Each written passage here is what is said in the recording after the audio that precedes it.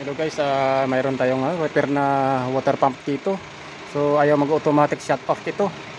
So nag-adjust tayo ng lever ng pressure gauge. So ito yung ito yung high level niya.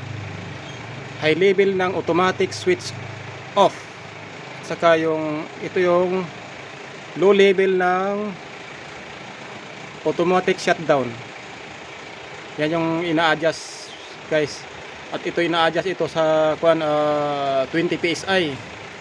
Kasi yun yung standard, at saka itong high level, ito yung 40 PSI.